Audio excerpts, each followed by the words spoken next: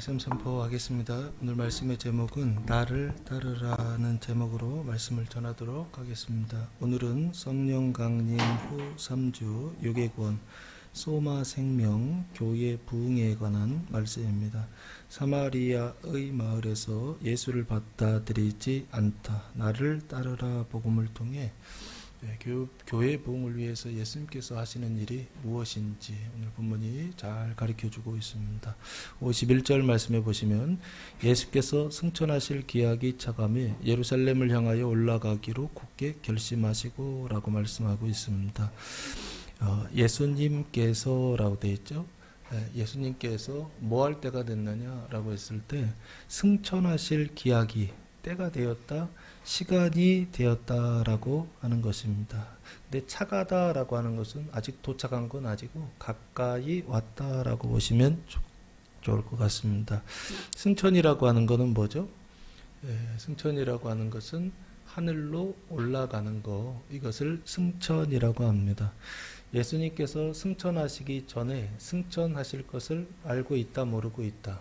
알고 있다라고 말씀하고 있습니다. 그래서 예수님이 십자가에 달려 죽으시고 부활하시고 승천하실 것을 예수님은 다 알고 계세요. 마찬가지로 우리들도 죽음과 부활과 승천과 나중에 보면 강림도 있거든요. 강림까지 알고 있는 상태, 그게 누구의 상태냐 했을 때 예수님의 상태고 디바인 휴먼의 상태다라고 그렇게 설명을 드렸습니다. 여기 예수께서 승천하실 기약이 시간이 거의 가까이 왔을 때 예루살렘을 향하여 올라가기로 굳게 결심하셨다라고 하는 것입니다. 그런데 장소가 어디로 올라가기로 굳게 결심하셨느냐?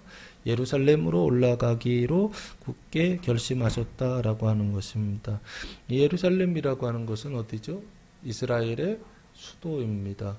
그리고 이 예루살렘이라고 하는 말의 뜻은 예루와 살렘의 합성어다 그랬죠. 예루는 시티라고 하는 뜻이고요. 살렘은 샬롬 해서 평화라고 하는 뜻입니다. 그래서 원래 뜻은 평화의 도시다라고 하는 뜻을 가지고 있고요.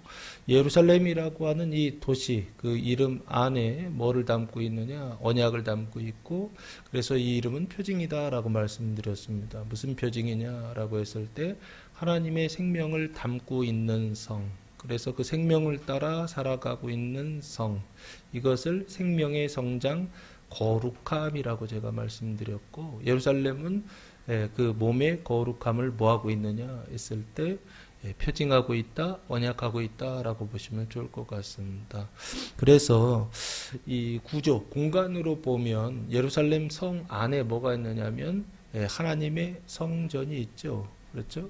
그 성전이 의미하는 바가 뭐냐라고 했을 때 칭의 중생을 의미한다. 몸의 칭의 중생을 의미한다. 그리스도의 몸된 교회의 칭의 중생을 약속한다라고 한다면 예루살렘은 뭐를 언약하고 있느냐라고 했을 때 그리스도의 몸된 교회의 거룩함, 생명이 성장하는 거룩함을 언약하고 있는 성, 그게 바로 예루살렘이다라고 보시면 좋을 것 같고요. 이스라엘은 그럼 뭐냐라고 했을 때 그 거룩함의 완성을 언약하고 있다라고 보시면 좋을 것 같습니다. 그러면 이게요 다 언약이고 표징이에요. 예루살렘 안의 성전은 칭의 중생, 그림을 그려보세요. 그리고 그 바깥에는 예루살렘이 있죠.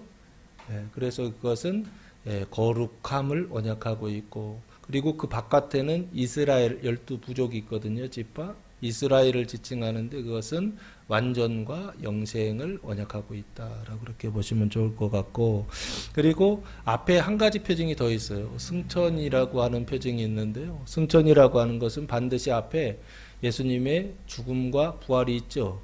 그 죽음은 죄사함을 언약하고 있고, 그리고 부활은 생명의 시작, 거듭남을 언약하고 있고, 승천은요 그 다음 일어나는 게 승천이에요. 땅에서 하늘로 올라가는 건데 이 몸이요, 예수님의 몸이 하늘로 올라갔다라고 하는 건 표징이라고요. 그림을 그려보세요. 그리스도의 몸된 교회가 땅에 있다가 어디로 올라간다고요? 하늘로 올라간다고요. 올라가는데 하늘에 완전히 도달하는 지점을 완전이라고 한다면 땅에서 이렇게 떠서 그래서 하늘까지 완전까지 도달하는 그걸 뭐라고 불러야 되느냐 했을 때 이것을 성화의 과정이다, 거룩함의 과정이다 라고 성경은 설명하고 있는 게 아닌가 싶고요. 그걸 언약하고 있다. 오늘 본문은요 아주 철저하게 이게 그냥 쓰여져 있는 것이 아니라 한 가지 한 가지 단어들이 장소에 대한 단어라든지 그리고 사건에 대한 단어라든지 이런 것들이 다 하나님의 언약을 그 안에 담고 있고 표징으로서 약속으로서 그 역할을 담당하고 있더라라고 하는 것입니다. 그래서 52절 말씀해 보시면 사자들을 앞서 보내시며, 사자들이라고 하는 것은 예수님의 사자들, 심부름꾼이라고 보시면 좋을 것 같습니다. 대신 말하는 사람들을 앞서 보내시며 그들이 가서 이 제자들이고 사자들입니다. 예수를 위하여 준비하려고 어디로 들어가느냐면 사마리아인의 한 마을에 들어갔더니라고 말씀하고 있습니다. 예루살렘을 향해서 가는데 그런데 어디에 들어갔다? 사마리아인의 한 마을에 들어갔다라고 그렇게 말씀하고 있습니다. 이 사마리아인이라고 되어 있죠.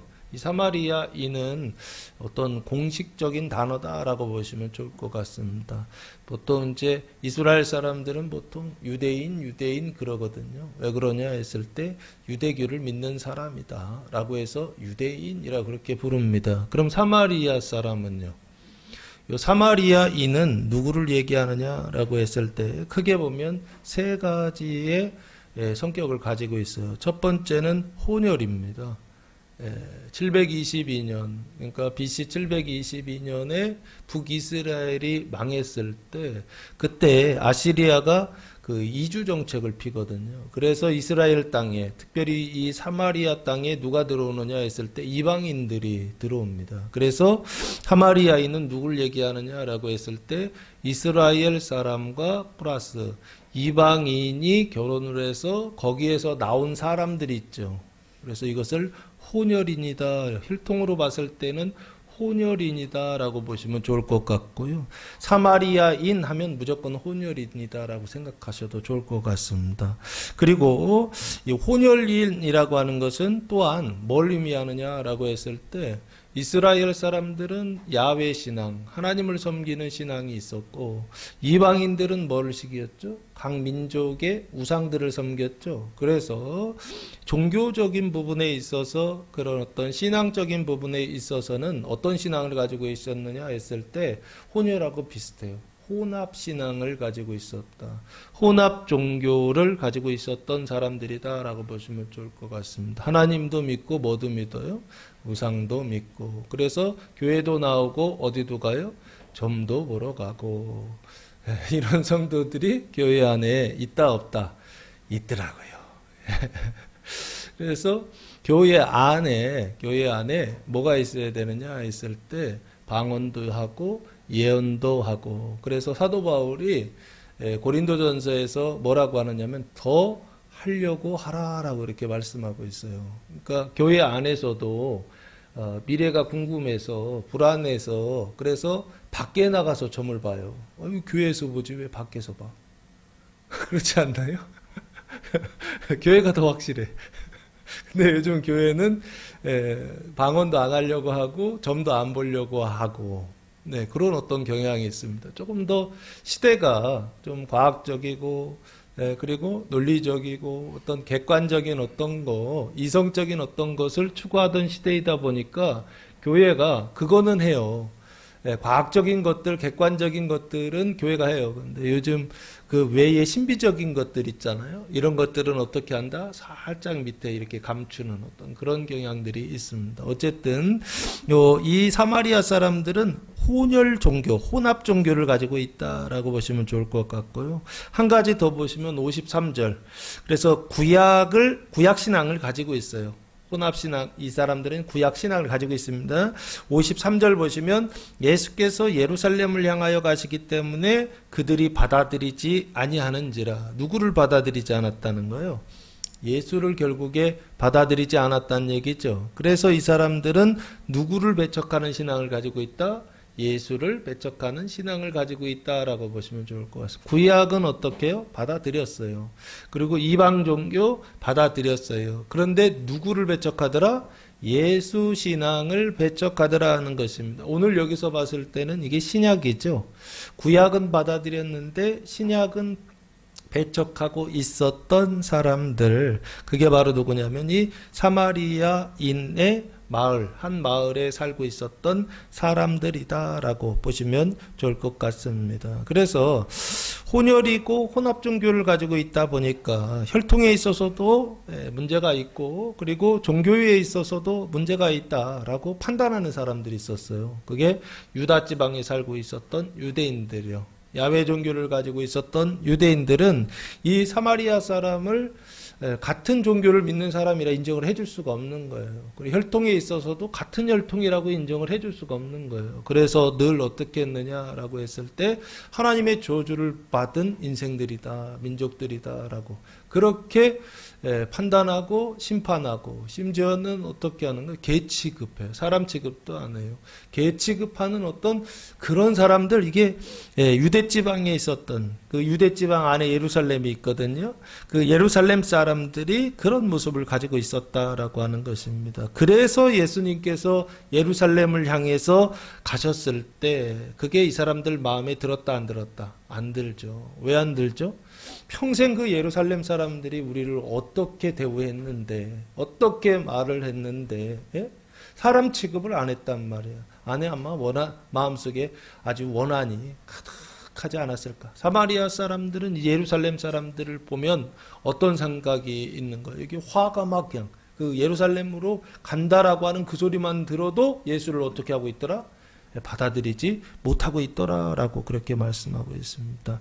그 예루살렘 사람들은 혈통에 있어서는 유대의 그 이스라엘의 순수 혈통을 가지고 있었고, 신앙에 있어서는 야훼 신앙이라고 하는 유일신 신앙을 가지고 있었단 말이에요. 겉으로 볼 때 그 조건에 있어서는 어떻게 해요? 완벽한 조건을 가지고 있었던 사람들, 이게 예루살렘 사람들이었다라고 보시면 좋을 것 같고, 이 사람들이 지금 사마리아 사람들을 어떻게 하는 거예요? 어찌 보면은 판단하고 심판하고 저주하는 어떤 그런 일들을 한 게 아닌가. 이건 맞아요, 틀려요? 뭐 틀린 말은 아니에요. 눈에 볼 때 틀린 말은 아닌데, 그것이 사마리아 사람들이 그 얘기를 들을 때에는 기분이 좋을까 나쁠까요? 당연히 나쁘죠. 그래서 사마리아 사람들은 어떻게 했느냐? 예수를 배척했는데, 그 이유가 뭐냐? 예수님께서 예루살렘을 향하여 가시기 때문에 이 사람은 우리 편이다, 예루살렘 편이다, 이 예루살렘 편이다, 어떤 그런 생각이 들지 않았을까 싶습니다.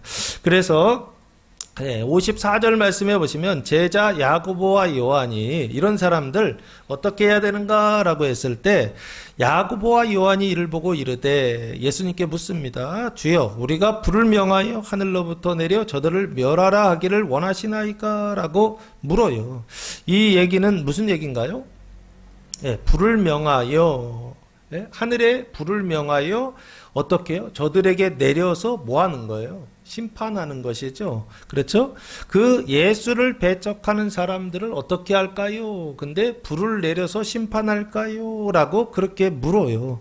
그때 예수님은 뭐라고 하느냐라고 했을 때 55절, 예수께서 돌아보시며 꾸짖으시고 라고 책망하셨다라고 하는 것입니다. 그 얘기는 무슨 얘기인가요? 배척하는 사람들 상관할까요? 물었더니요. 배척하는 사람들 참견할까요? 그 사람들을 심판할까요? 뭘 통해서? 하늘에서 불을 내려서 심판할까요? 라고 물었다는 거. 이게 야고보와 요한의 생각이었고 태도, 입장이었다라고 하는 것입니다. 근데 거기에 대해서 예수님은 뭐라고 말씀하시느냐? 꾸짖으셨다, 책망하셨다라고 하는 것입니다. 그 제자 야고보와 요한을 그 사람들의 질문을 지금 어떻게 하고 계시는 거예요? 야, 상관하지 마, 이런 것이죠. 그리고 뭐 하지 마라? 심판하지 마, 비판하지 마, 그냥 내비둬라고 얘기하는 게 아닌가. 그 비판하는 사람들, 배척하는 사람들을 어떻게 하라는 거예요? 그냥 내버려 두고 56절 말씀해 보시면 함께 다른 마을로 가시니라 라고 말씀하고 있습니다. 이 얘기는 무슨 얘기예요? 그 사람들이 우리한테 이렇게 하더라도 그냥 내버려 두고 우리는 어떻게 하자? 다른 마을로 가자라고 예수님께서는 가셨다라고 성경이 말씀하고 있습니다. 요 다른 마을로 갔다라고 하는 것은 뭘 얘기하느냐라고 했을 때 누가복음 17장 11절 말씀해 보시면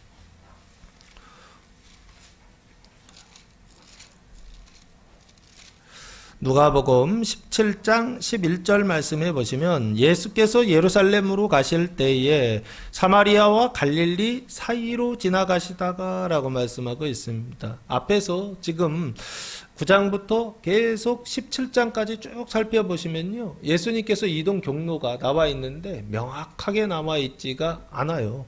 그래서 그걸 찾아봤어요. 찾아봤는데 이 명확한 표현이 여기 11절에 있더라고요. 어디 사이요? 갈릴리와 사마리아 그 사이를 예수님께서 계속 가고 계시더라라고 하는 것입니다. 방향성은 어디다?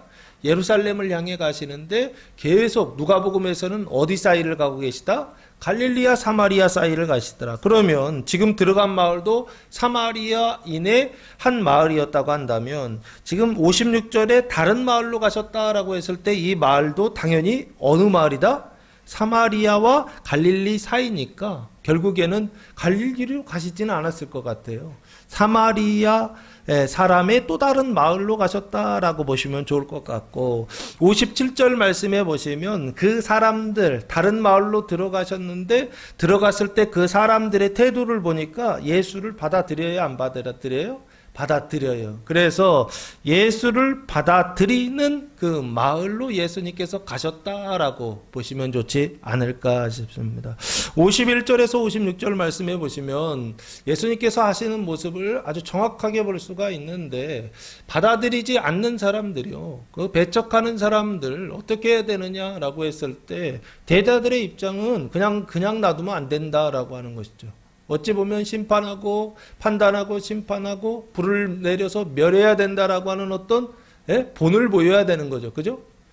쟤들이 우리를 배척하니까, 영접하지 않으니까 그냥 넘어가면 안 되고 반드시 어떻게 해요? 손을 좀 보고 가야 된다라고 하는 그런 입장을 가지고 있었던 게 아닌가 싶어요.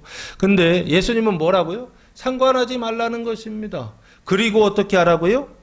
받아들이는 마을로 들어가라라고 예수님 말씀하시는 게 아닌가 싶습니다. 이 말이 우리에게 말하는 건 뭐냐라고 했을 때 우리도 똑같아요. 받아들이지 않는 사람들을 붙잡고 어떻게 해요? 이걸 어떻게 하지? 처음부터 끝까지 받아들일 때까지 그 사람을 붙들고 있어야 되는가? 이렇게 생각하시는, 평생 그렇게 사시는 분들 계시고, 또 하나는 받아들이지 않으면 이 괘씸해 해가지고 어떻게 해요?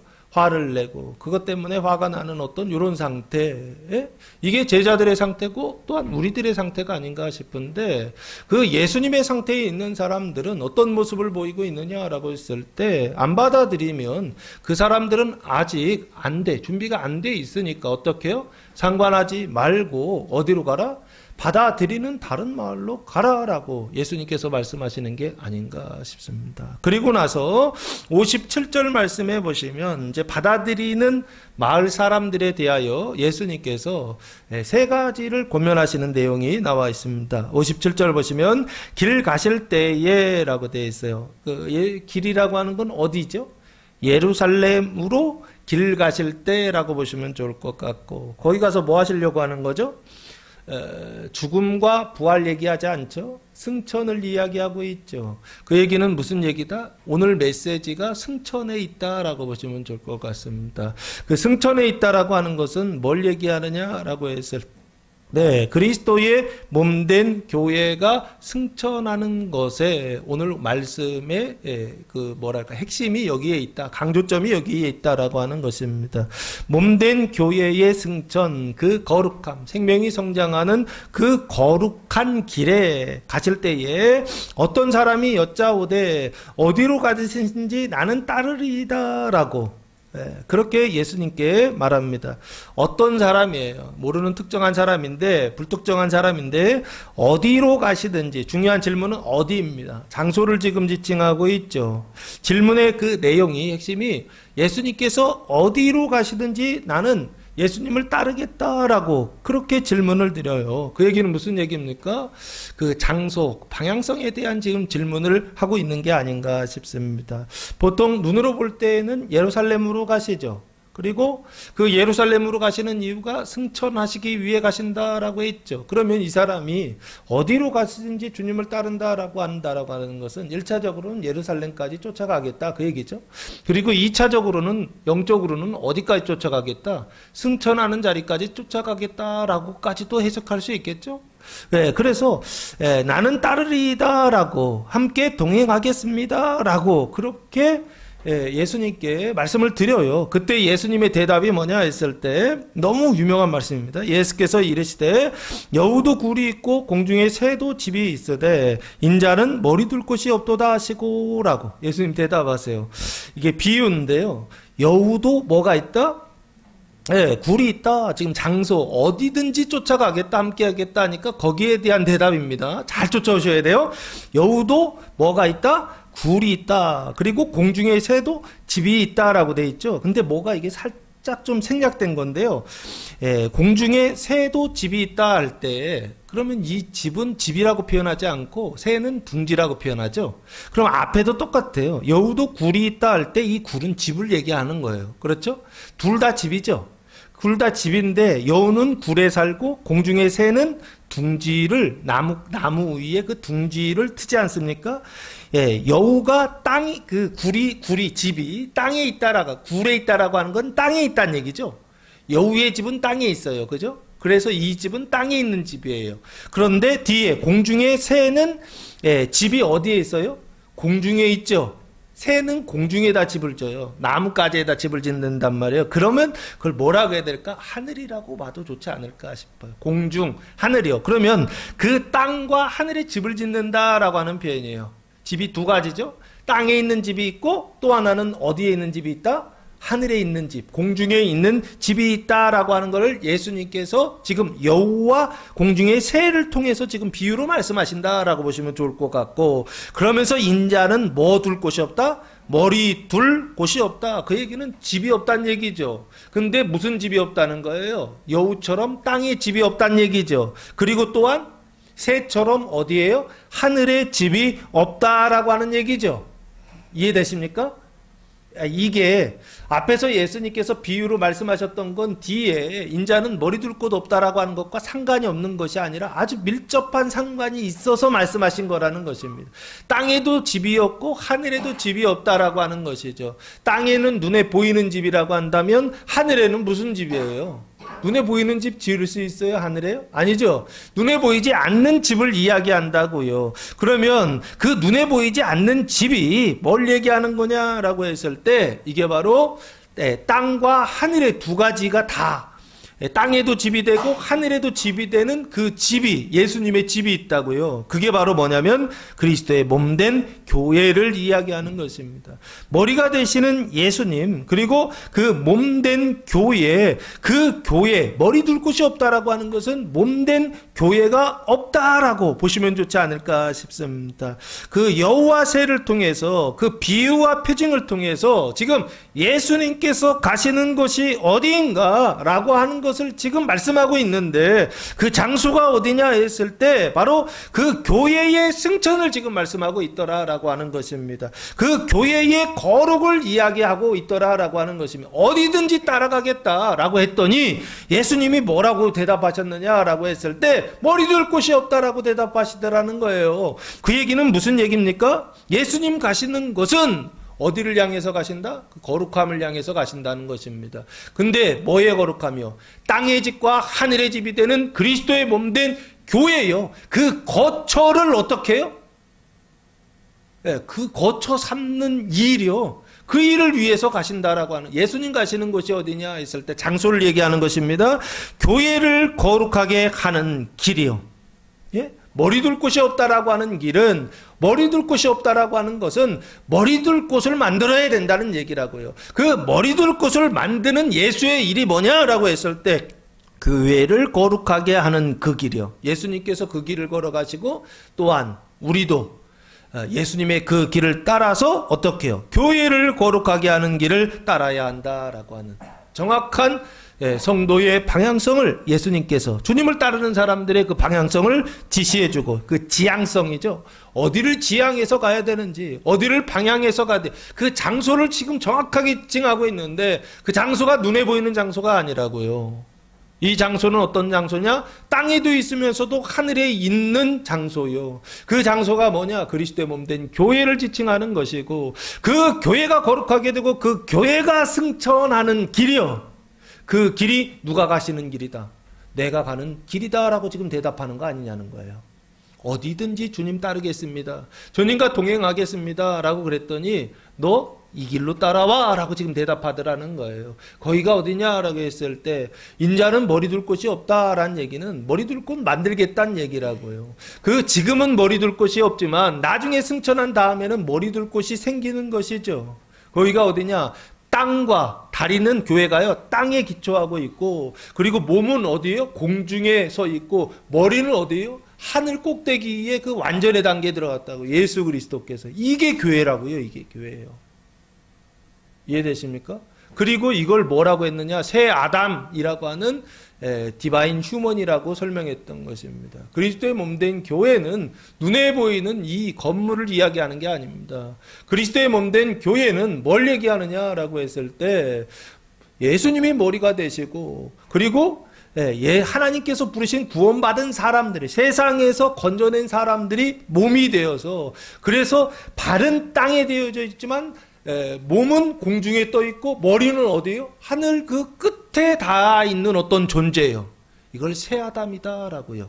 그 예수님을 새 아담이라고 하고 교회를 그 새 아담의 동생들이다라고 표현하고 있지만, 그러면 똑같은 존재란 얘기예요. DNA가.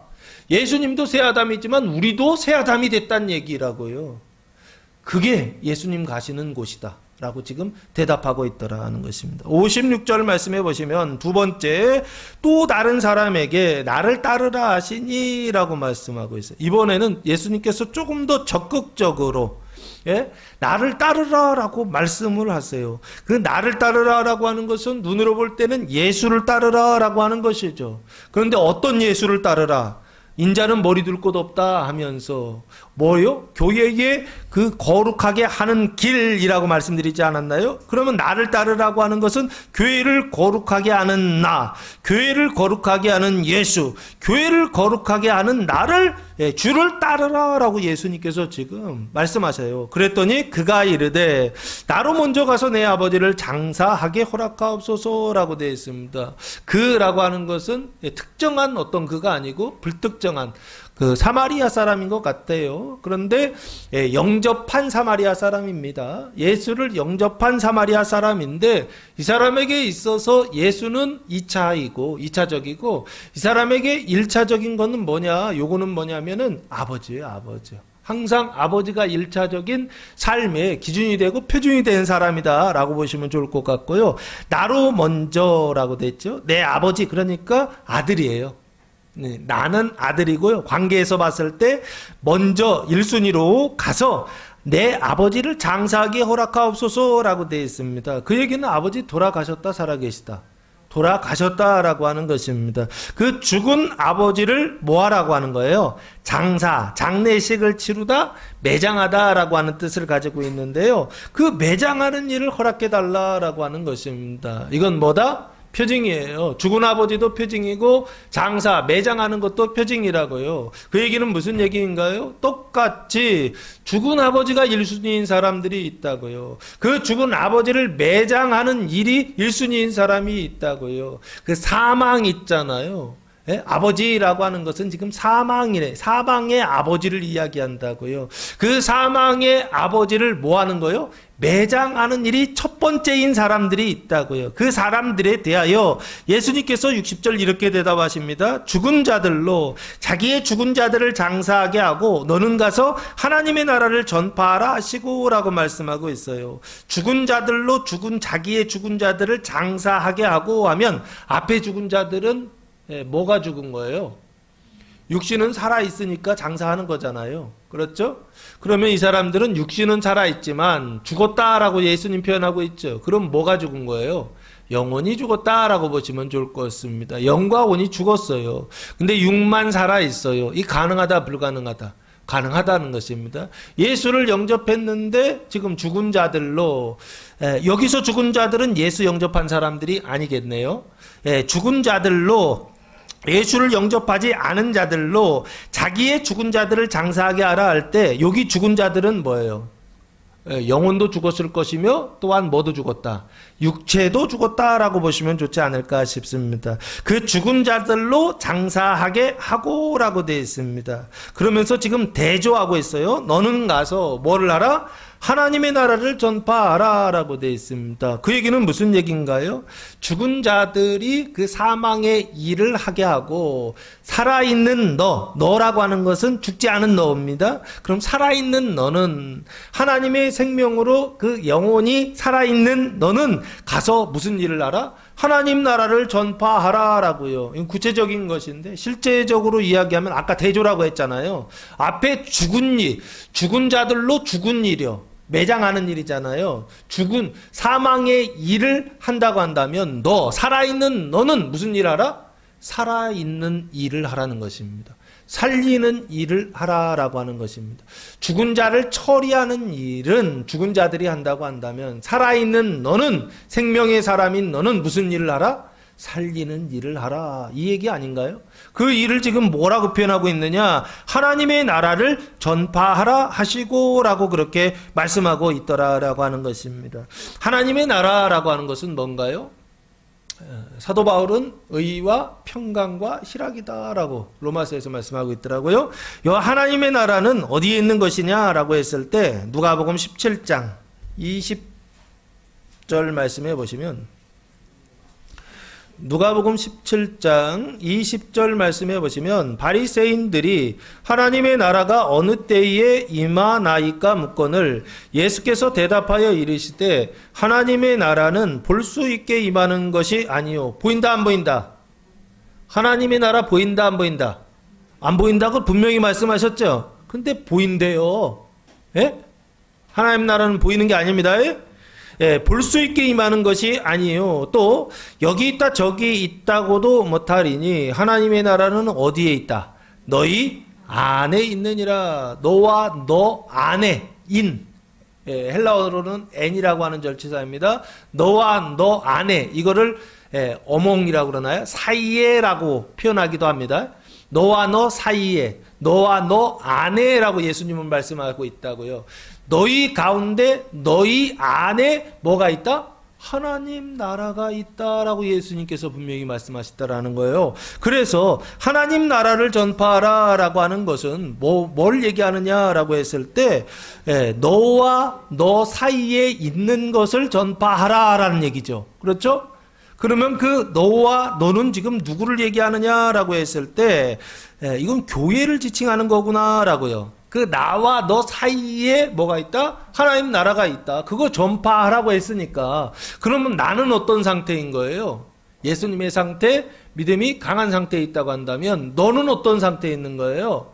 믿음이 연약한 이제 시작한 사람들의 상태다라고 보신다면 여기요. 내가 너에게 복음을 전파하라 이렇게 보셔도 좋을 것 같아요. 하나님 나라를 전파하라라고 하는 것은 믿음이 강한 사람이 믿음이 연약한 사람들에게 하나님 나라를 전파하라 이 얘기란 말이에요. 그러면 그 나와 너와의 그 모임이요. 부르신 자들의 모임이요. 그 회중의 모임을 뭐라고 부르죠?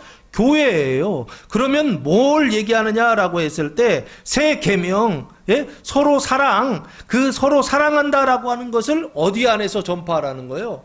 교회 안에서 전파하라는 얘기가 아닌가 싶고요. 그 교회 안에서 서로 사랑을 전파하는 게 구체적으로 뭐냐고요. 형제들의 사망을 씻어주는.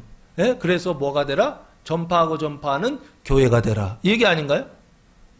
하나님의 나라를 전파하라 라고 하는 것은 결국에 세계명 서로 사랑을 전파하라는 얘기고, 그 서로 사랑 전파를 어디에서 하느냐고요? 교회에서 하지요. 믿음이 강한 자가 믿음이 연약한 사람들의 그 사망을 어떻게 해요? 씻어주는 방식으로 어떻게 해요? 복음을 전파하라 라고 예수님 말씀하고 있는 게 아닌가 싶습니다.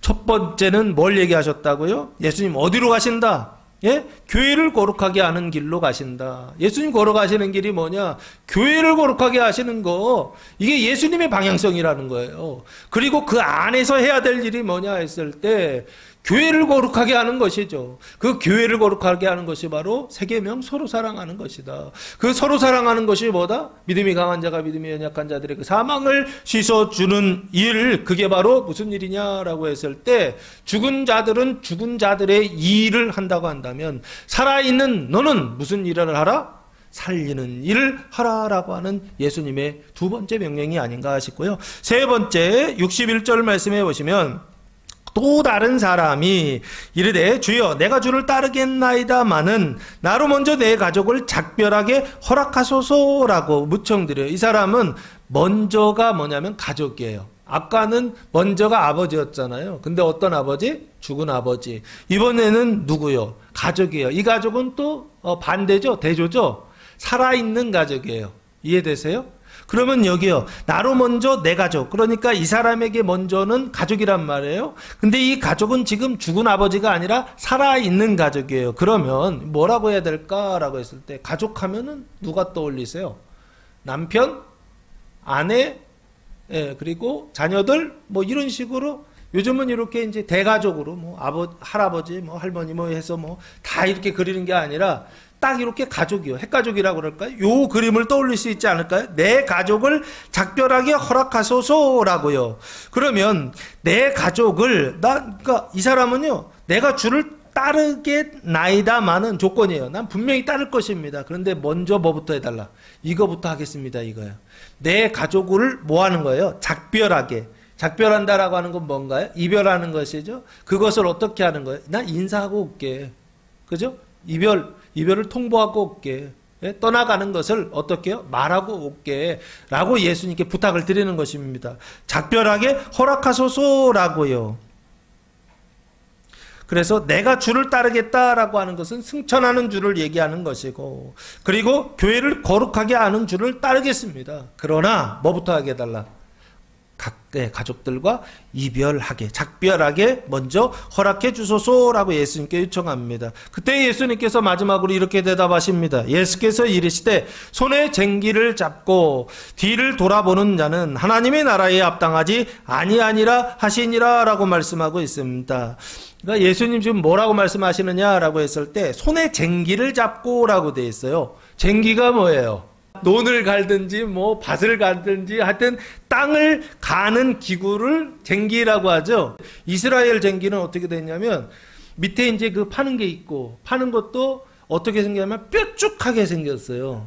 네, 왜 뾰족하냐면 이스라엘은 자갈이 많대요. 땅에. 그래서 뭉툭하면 안 들어간대요. 그래서 뾰족한 쟁기이고 그 쟁기 위에 이렇게 나무가 이렇게 하나 올라와 있고 나무 위에 이렇게 일자로 십자로 이렇게 돼 있더라고요. 그래서 이렇게 잡아야 돼요. 그래서 이스라엘 쟁기는 이렇게 생겼다고 보시면 돼요. 예? 이렇게 생겨가지고 그 쟁기를 잡고 뒤를 돌아본다. 이렇게 한번 잡아보세요. 그리고 뒤를 한번 돌아보세요. 돌아져요?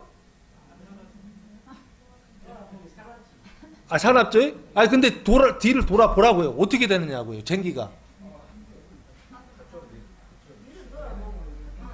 아, 제가 해봤어요. 저도 해봤는데 쟁기가 앞으로 가지 못하고 넘어지든지 방향을 잃어버리든지 이 두 가지 방법이더라고요.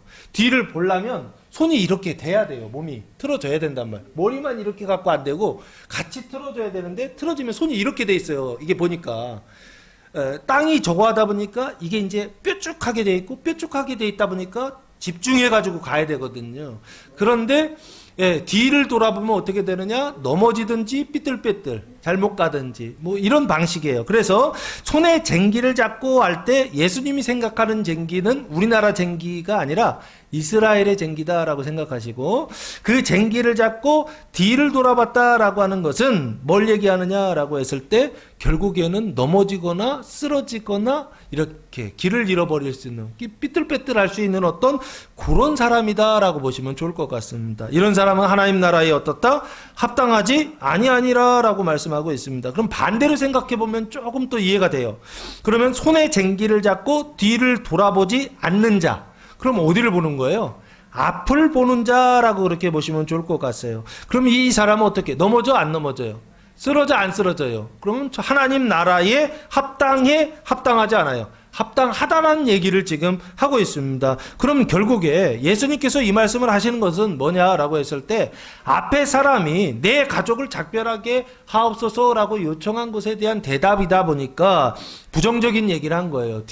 너 지금 뒤 돌아보고 있다는 얘기예요. 그러면 어떻게 된다? 넘어지거나 쓰러진다는 얘기를 예수님 지금 하고 싶은 거예요. 하나님 나라의 일을 한다라고 하는 것은 어떻게 해야 되느냐라고 했을 때, 대충 하면 된다, 안 된다?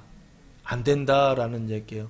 지금 손에 쟁기를 잡고서 그 밭을 갈거나 땅을 갈거나 그 안에 있는 돌을 고르게 할 때에는 어떻게 해야 된다고요? 초집중해서 그 길을 가야 된다라고 하는 것입니다. 대충해서, 이거는 신앙의 초짜들 얘기하는 게 아닙니다. 이제 10독, 20독 한 사람들 얘기하는 게 아니에요. 10독, 20독 할 때는 한참 졸면서 갑니다. 그리고 유튜브 보면서 성경 봅니다. 그런데 100독, 200독 지나가면 그때부터는 조금씩 달라지기 시작합니다. 한 400독, 500독 넘어가면요, 그때부터는 뭐 다른 것들이 다 소용이 없습니다. 예? 어떻게 하면 이 땅을 갈 수 있을까라고 하는 것이요. 예? 안 갈리는 땅들을요, 그 안에 그 자갈이 많아서 돌이 많아서 갈 수 없는 그 땅을 어떻게 하면 갈 수 있을까, 거기에 집중해서 앞을 보면서 갑니다. 앞을 본다는 거는 뭐를 보는 거예요? 주를 본다는 얘기죠. 주를 본다라고 하는 예수님을 보는 것이고, 예수님을 본다는 것은 구체적으로 뭘 얘기하는 겁니까? 성경 본다는 얘기입니다. 그런데 몇 장 본다? 하루에 400장씩 500장씩 본다라고 하는 것입니다. 요즘 이틀에 1독 하게 하시더라고요. 지금 몇 주 됐어요. 보통 저는 4일에 1독이나 5일에 1독 시스템으로 계속 돌아갔거든요. 근데 요즘 이틀에 1독, 3일에 1독, 하루에 400장, 600장 이렇게 2.5일에 1독 뭐 이런 식으로 가더라고요. 보통 토요일 같은 경우에, 지난주일 같은 경우에는 한 900장 찍더라고요. 이번 주에는 시편이 안 들어가가지고 700장밖에 못 찍었습니다.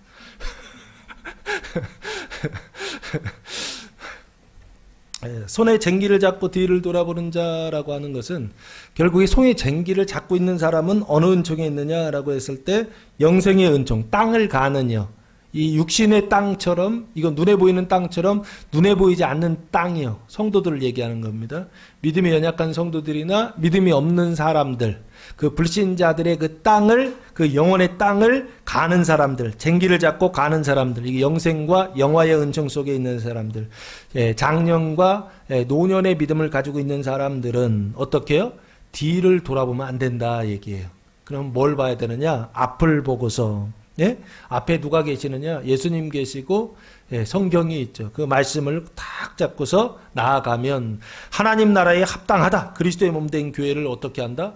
거룩하게 하고, 어디에 도달하게 한다? 그 공중에 집을 짓는 단계가 아니에요. 이번에는요, 하늘의 그 끝 있죠. 하나님 계신 그곳에, 그 보좌에 뭐를 짓는, 집을 짓는, 거처를 짓는 그런 사람이 될 수 있다라고 성경이 말씀하고 있는 게 아닌가 싶습니다. 사랑하는 성도 여러분, 예수님께서 오늘 그리스도의 몸된 교회가 부흥하는, 주님 가시는 길을 보여주시고 그 방법을 가르쳐 주셨습니다. 이 말씀을 통해 우리 교회 성도들도, 그리고 우리 교회도 주님을 따라, 온전히 주님을 따라가는 교회와 성도들 되시기를 예수님의 이름으로 축복합니다. 기도하겠습니다.